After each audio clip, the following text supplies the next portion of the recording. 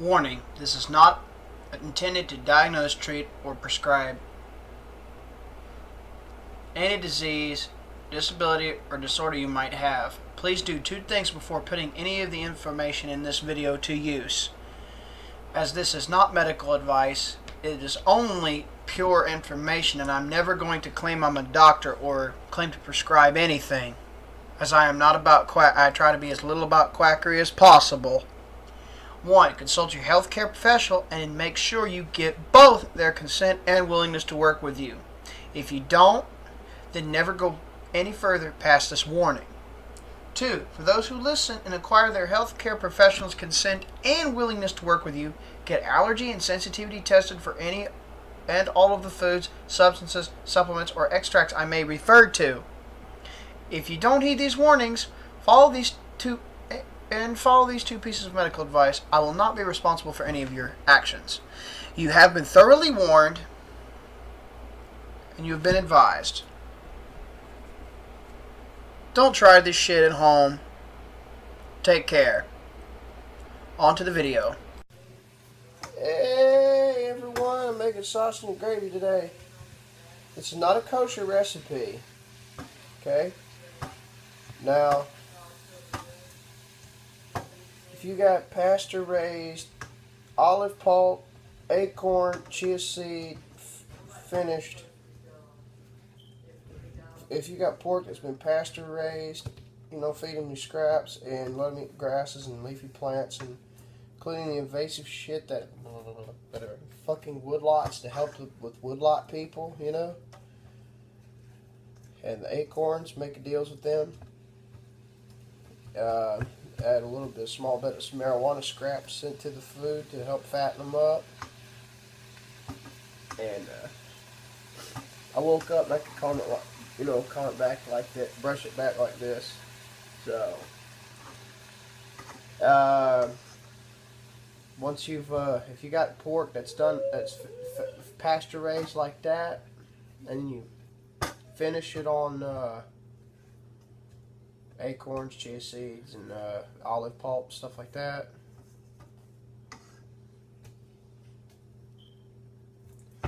Occasional bivalve if you want to throw in there here and there for an extra omega-3 dose, and is sustainable, and little occasional dose, small supplementing of stuff like Ganoderma and gel sativa and curcuminoids in real small amounts, just this very small, very minute additives to that kind of feed, to that finishing stage, and pasteurizing. You're gonna have a high monounsaturated and high omega-3,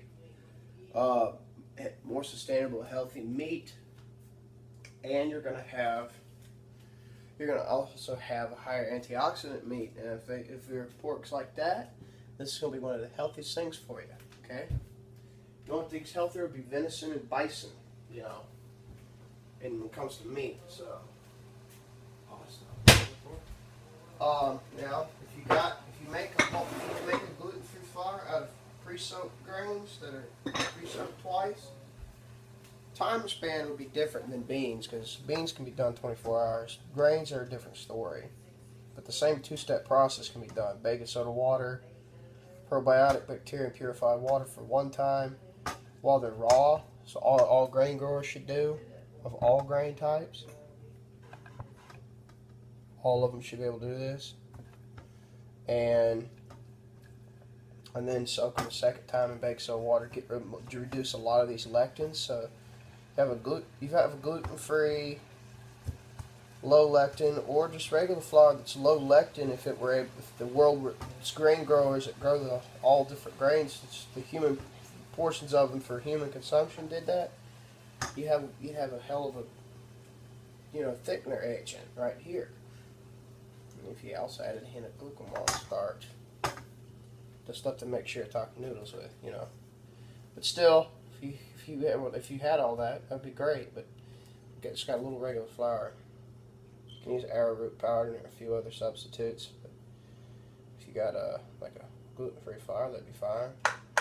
It'd just be better if it were low lectin. You throw that in there. You brown a couple pounds worth of pork, ground pork. Get some sausage seasoning. Throw that flour in there and you let it cook, kind of like a roux in the meat after you brown it. Because I thought I'd put a few dollops of coconut oil on the bottom. Now, if you got coconut allergy, Babasu oil is an alternative for you. Because it has the same properties as coconut oil. It can be used for the same shit, but it doesn't come from the coconuts. It's entirely different palm. So if you got a coconut allergy, get allergy tested to that and try it. So once you've gotten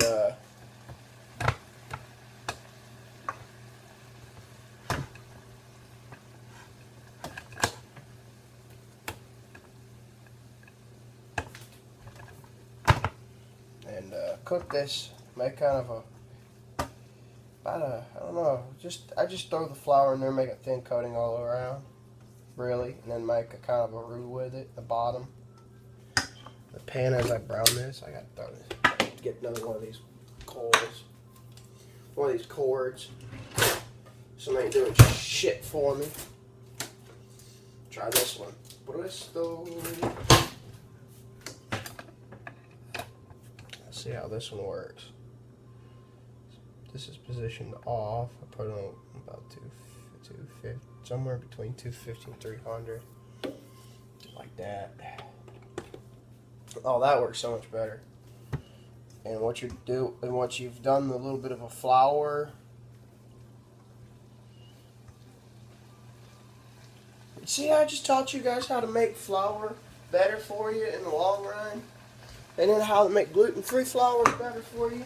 Get the lectins, most of the lectins out at least. Anyway. A little more. Make kind of a roux. Turn that baby down a little. Just brown it. Just get the flour. Make kind of a roux. The pork fat and the coconut or Babasu oil for those with coconut allergies. Make a sausage and gravy. Yeah, we do. This, folks, is the next step. I'm going to use straight milk, but it's going to be an A2 Casein milk. Turn that shit down some more. So got the oil and the roux going.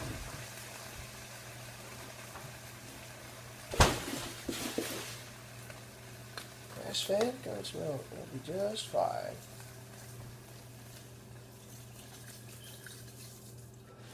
Tastes just fine, baby. Trust me. That needs to thaw out a little bit.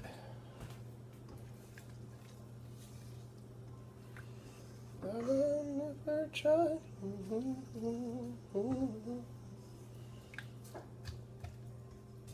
Don't worry, this is fine. It's not kosher, as you can obviously see. There's meat and dairy coming together, but it's less terrible for you. And I promise, this is going to be amazing shit when you get through with it.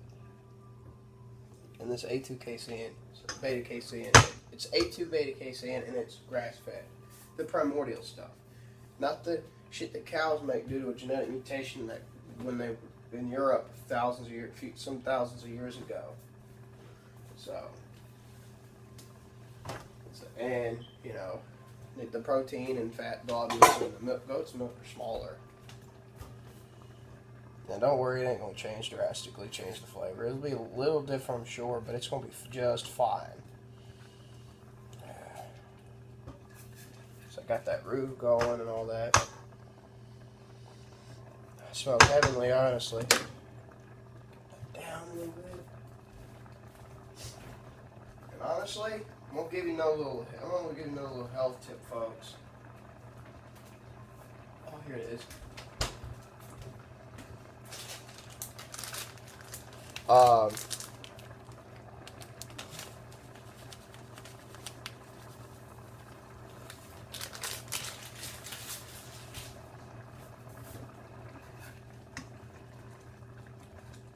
little health tips, very simple. If you treat it with lactase, milk with lactase beforehand, it'd be like lactate. It'll be like lactate, and that will be perfect as a replacement. If you buy the little carton, half-gallon carton, and then just use such. If you use such for the, oh, that smells awesome. And then you use that for the,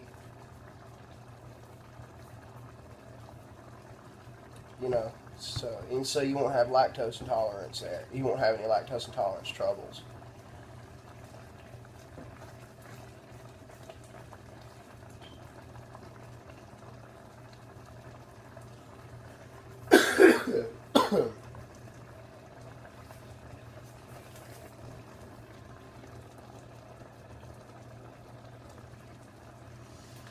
Yeah, so since you got that cooked in good,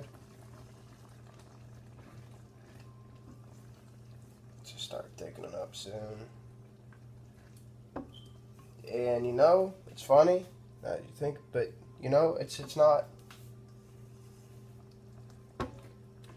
Pasture-raised pork finished in that kind of manner, that's going to be, not only is that going to have more omega-3 and monounsaturated fat in them, but that's also going to make them have more weight, so there'll be more to sell if you do like the marijuana scraps thing, if it's in a state where it's legal, both recreationally and medically, on the,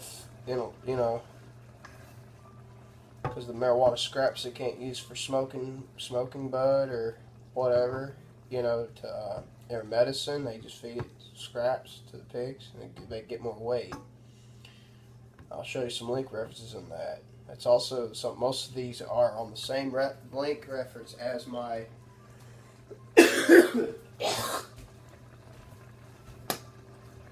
sorry, same link references as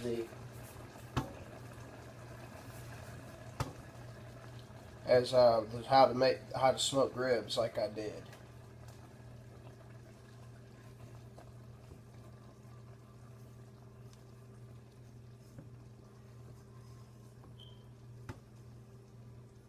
Now, honestly,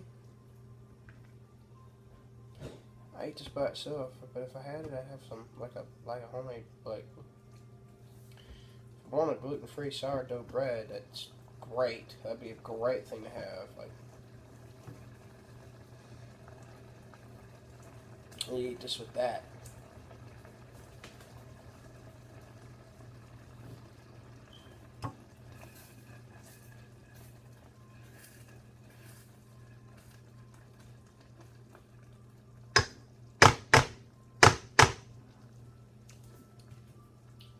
That's good. A little salty, a little spicy, but whew, that's good. I accidentally had just a teensy bit too much of that, but it's still good. It's a bit spicy, Mom. I didn't intend to do that on purpose, I promise.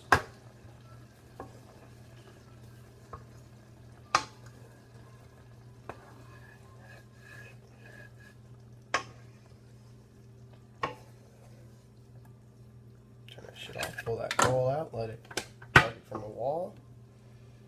Now that's done.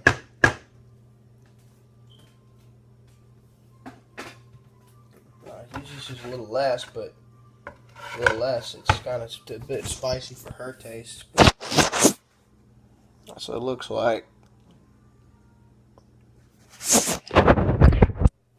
Enjoy yourselves.